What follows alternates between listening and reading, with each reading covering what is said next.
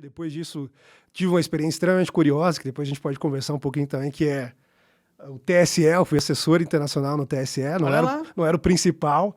E eu entrei lá justamente porque eu já tinha desconfiança sobre as urnas eletrônicas. Eu falei, pô, quero ir lá ver qual é que é desse negócio. E o que você... Quando você chegou lá, o que você percebeu? O que você viu? Como que é o TSE? Cara, como são as entranhas do TSE? Então, aí, assim, eu vou até tomar cuidado, porque como hoje eu estou no governo, eu sei que...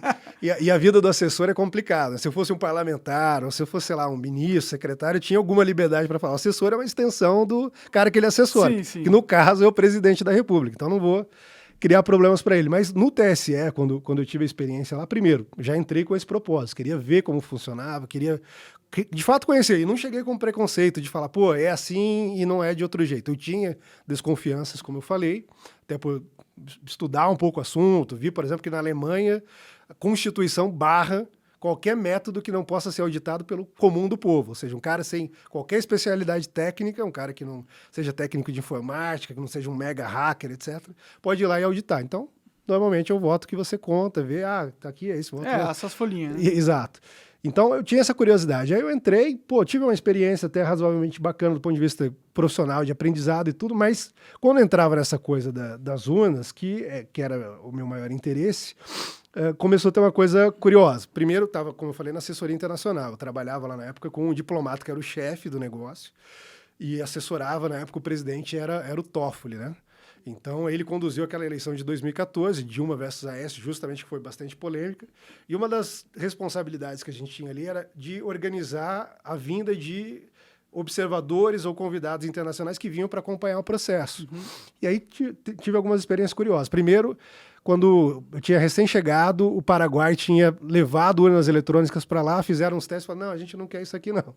E na época não tinha como trazer de volta, então tiveram que ser inutilizadas, a gente cuidou um pouco desse processo lá, e depois foi tudo em volta da preparação dessa galera. Você lembra quais motivos eles falaram que não queriam? Foi o Senado paraguaio, fez ali algumas ponderações, essa questão de você poder auditar ou não, isso foi levado em consideração, e na época os caras falaram, não queremos. Aí tá aqui, vocês podem buscar de volta, na época o Brasil estava ali numa coisa de cooperação eleitoral, né? E na época parece que as urnas não tinham, sempre tinha algum motivo que eu não me recordo agora, que não podiam mais ser utilizadas. E aí inutilizaram as urnas. E depois no processo em si, que foi o mais curioso. A gente organizou, chamou gente de vários países, vinham então juízes eleitorais de outros lugares, embora não tenha em muitos lugares, o Tribunal Eleitoral é uma coisa meio jabuticaba brasileira.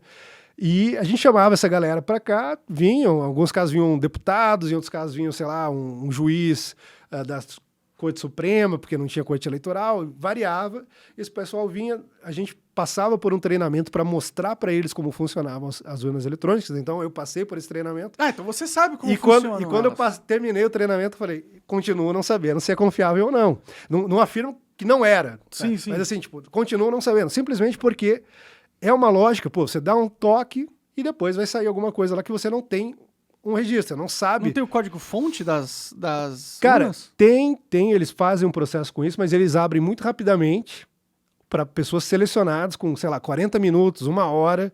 O cara vai lá, faz um teste e vê se acha alguma vulnerabilidade. Não encontrou, passou.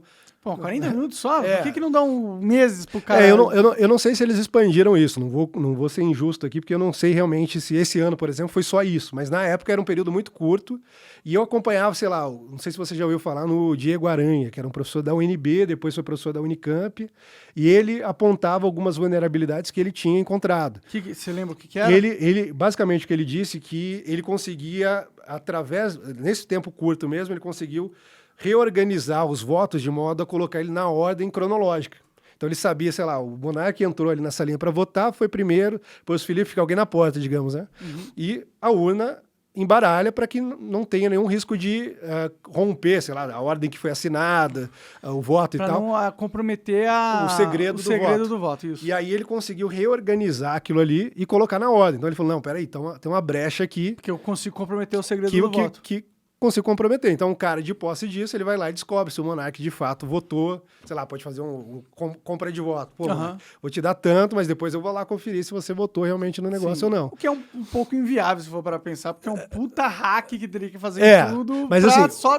o cara conseguiu em 40 minutos fazer isso. E com uma estrutura grande, digamos assim, pô, o cara tem esse meio, tem forma de fazer isso, tem como fazer isso, e ele vai lá e pega uma estrutura partidária, paguei para uma galera ali num bairro, fica ali, pô, um cara anotou, depois a gente vai lá, puxa aquilo ali.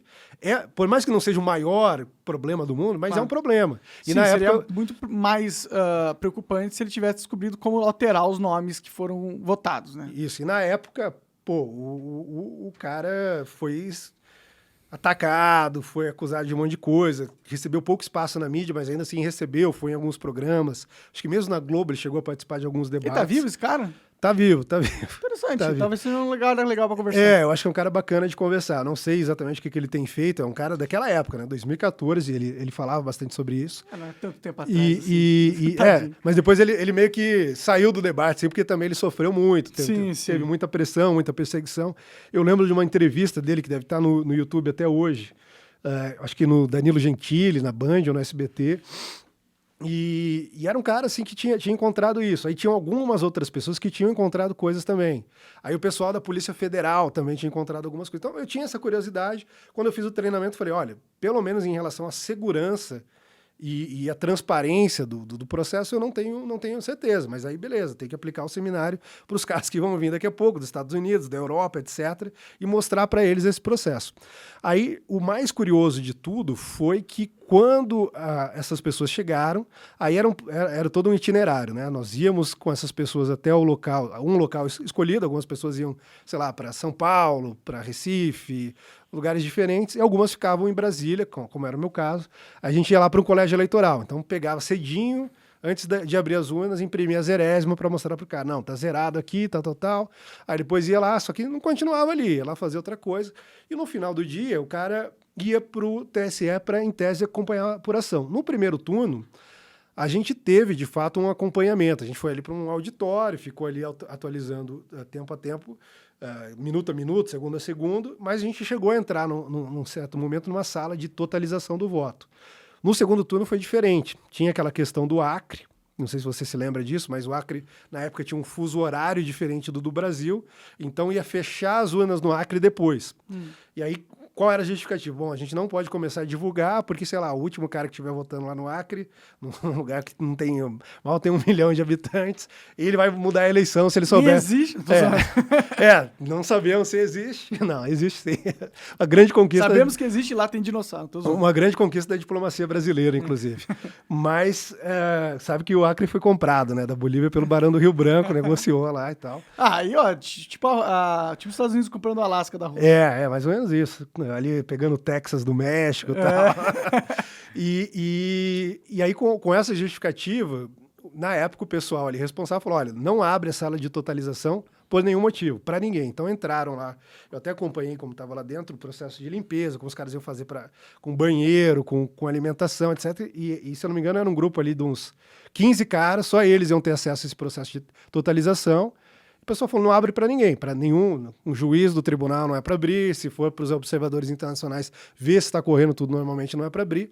E eu me lembro, assim, de uma experiência de colocar os caras na sala do presidente do TSE, assistindo Globo News e vendo a apuração. E aí você via aquele burburinho, os comentários, pô, eu vim do meu país para acompanhar o processo e eu estou assistindo na televisão.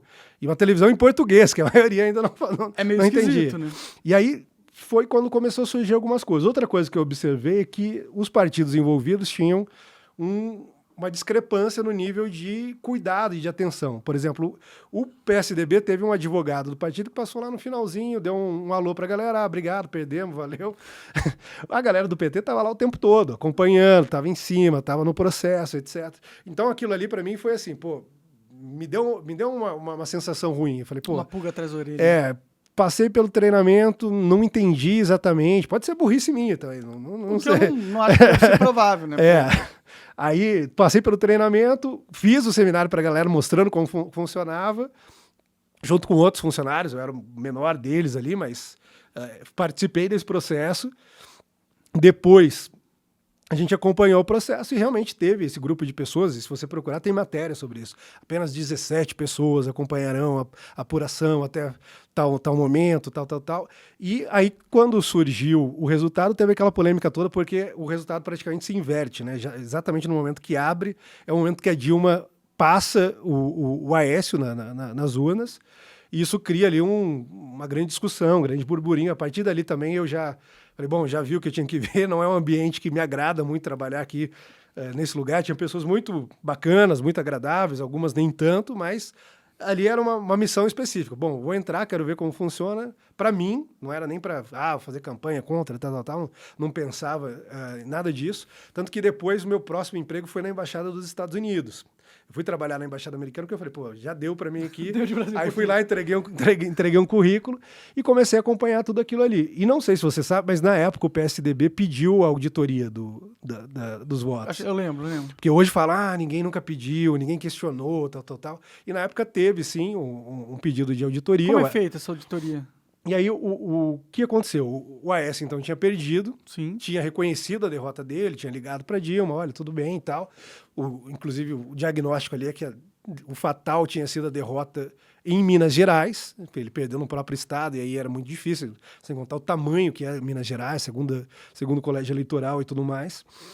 E aí fala, não, é isso. Mas aí como teve uma pressão e muita gente ali, não é, acho que não é isso, tal, eles foram lá e pediram. A Aécio, inclusive, falou, nem era porque eu achava que eu tinha ganhado, mas porque tinha muita gente reclamando, então fui pedir a auditoria. Conclusão da auditoria, eles contratam uma empresa privada, contratam uma série de técnicos, especialistas, gente de universidades, etc. Conclusão da auditoria. As urnas eletrônicas brasileiras são inauditáveis. Não há como conferir se o resultado é exatamente aquele.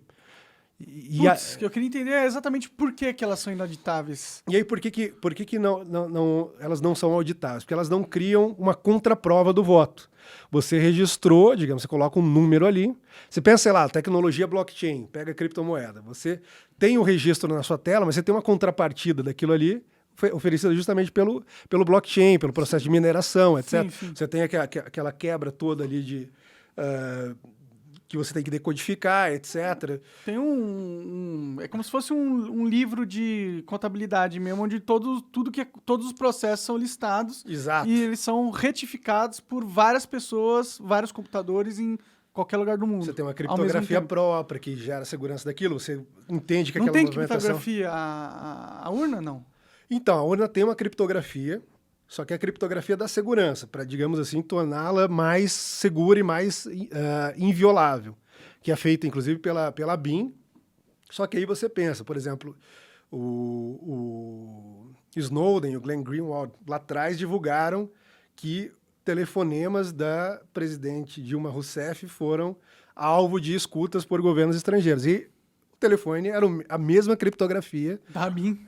Não sei se exatamente a mesma, mas também era feita pela BIM. Entendi. Então, talvez tenha uma vulnerabilidade aí. Pode crer. Que não está sendo discutida. E aí os caras chegam a essa conclusão de que não é auditável justamente por isso. Você não tem uma contrapartida do voto. Você não sabe se aquele voto de fato foi registrado, ou sei lá, quando eu digitei não estou falando que é isso, tá? Para a galera aí não perseguir a gente, mas... sei lá, se digita um voto para um fulano, nada garante que não foram registrados 2 ou 3. A maior garantia que eles oferecem, e aí é algo a ser analisado, é essa questão da zerésima. Você foi lá, no início do dia, viu que tinha 0 votos naquela urna. Mas no final do dia tem, sei lá, X votos. E aí, do 0 para o X, você sabe que foi, mas você não sabe se foi do 0 para o 500 para o fulano e 600 para o Beltrano, e como esse voto foi distribuído. Então, esse era o problema. E aí, lá atrás, então, 2014 ainda, começa a ressurgir, né? Porque já havia, sei lá, o Brizola, que era um cara de esquerda, por exemplo, ele defendia o voto auditável, ele defendia que tivesse as urnas eletrônicas ali para você ter justamente essa contraparte do voto e saber que, se a gente quer abrir uma urna e saber quem realmente votou em quem, quantos votos, não quem votou em quem, mas quantos votos teve, a gente abre e vê que para cada voto registrado eletronicamente, você tem um voto impresso, e ele defendia isso lá atrás. E em 2014 volta esse debate, começa a ter toda uma discussão se não era melhor a gente ter uma contrapartida. E aí, num primeiro momento, parece assim até uma coisa estranha, né? Os caras falam assim, não, mas isso aí viola o segredo do voto. Só que a proposta que estava não era de o cara pegar o voto, levar para casa, mostrar para o traficante do bairro, mostrar para o amigo que pode ter dado um dinheiro. Era registrava o voto, colava num vidro no qual você não tinha contato, um receptáculo inviolável, você via que era o voto realmente no seu candidato, você clicava confirmar, aquilo era depositado. Então era um duplo registro, um registro eletrônico e um registro físico. Esse registro físico, hoje em dia, poderia ser, inclusive, com tecnologia blockchain. Se a gente avançasse, digamos assim, para você garantir que, ó, esse voto tem lá todo o processo criptografado e é isso. Não sei como implementar isso, não sei os problemas que surgiriam. Eu entendo um pouco da preocupação na questão do impresso, porque a partir do momento que você dá para a pessoa o voto impresso, mas aí tá. Ela pode só tirar do bolso. Não, mas a pessoa não encosta, ela não tem contato. Ela não tem É um recipiente de vidro inviolável. Ele já imprime lá dentro do recipiente. Ele imprime e só te mostra. E aí você entendi. viu que depositou e falou, então tem ali como se fosse um recibo, mas o recibo não vem para você. O recibo é registrado e fica também de posse dos tribunais regionais eleitorais, depois é mandado para o processo de totalização, caso seja necessário uma contraprova. Nos Estados Unidos, por exemplo, você pega vários estados que usam voto eletrônico, eles usam essa tecnologia. O cara vai lá, vota, registra eletronicamente, de fato é mais rápido para contar, tem várias vantagens, mas tem, caso seja necessário, uma contraprova que pode ser utilizada. Não é todos os estados que usam isso. Tem uns que é só o papel mesmo, né? Tem vários que são papéis, tem uns que são por correio e tal. E tem bastante casos de fraude eleitoral nos Estados Unidos. Isso, né? tem muita... Morto votando. Tem muita discussão sobre isso, tem muita coisa. Eu não vou falar sobre o caso dos Estados Unidos, porque eu sou do governo brasileiro, pode gerar um impasse diplomático. Entendi. A gente teve uma reunião... Difícil ser importante, hein, cara? Não é importante, não. É só o peso. Sim. E a gente teve uma reunião muito boa agora lá com o Biden, as coisas estão tranquilas, então eu não vou colocar fogo nisso. Mas, assim, surgiram... Só puxa o microfone para você, desculpa encher o saco. Não, tranquilo. Surgiram questionamentos lá a respeito disso, e aqui também. Só que eu estou preocupado com o nosso país. Então, a partir do momento que surgem esses questionamentos, lá atrás, 2014, uma das pessoas que capitaneia esse processo é o deputado Jair Bolsonaro. Ele vai lá e fala, bom, tem esse problema. Eu estava, inclusive, presente, como na época eu trabalhava, se eu não me engano, trabalhava ainda na Embaixada Americana. Então, eu acompanhei ali pela Embaixada Americana, escrevendo, inclusive, relatórios, etc., sobre essa questão. E vi ali os congressos que eram realizados, etc. E o deputado realmente era muito, na época, então deputado, né, era muito ativo nessa questão. Aí ele vai lá, faz uma proposta, que era justamente da gente ter a contraprova, consegue aprovar aquilo com ampla maioria, tanto na Câmara quanto no Senado, de uma veta. Eles conseguem derrubar o veto e aí deveria virar lei. Não vira lei, porque o STF fala, não, e aí eles usam esse argumento que já foi esclarecido várias vezes. A pessoa não teria contato, ela não vai levar para casa, ela não vai ter posse, ela não vai ter qualquer tipo... É uma urna de vidro inviolável que simplesmente deposita uma contraparte. Só que eles falam, não, isso viola, tal. É bom, toda vez que você adiciona mais uma mecanismo, você cria uma possível brecha também. Tudo bem, mas ao mesmo tempo pode ser também um mecanismo de segurança mais, de transparência mais, etc. Por que não um blockchain mesmo? Fazer uma coisa mais tecnológica, assim? Eu acho que é um caminho a ser seguido. Eu não assim, eu sei o básico de Bitcoin, entendo mais o lado econômico do que o lado tecnológico da coisa, mas é uma tecnologia a ser considerada.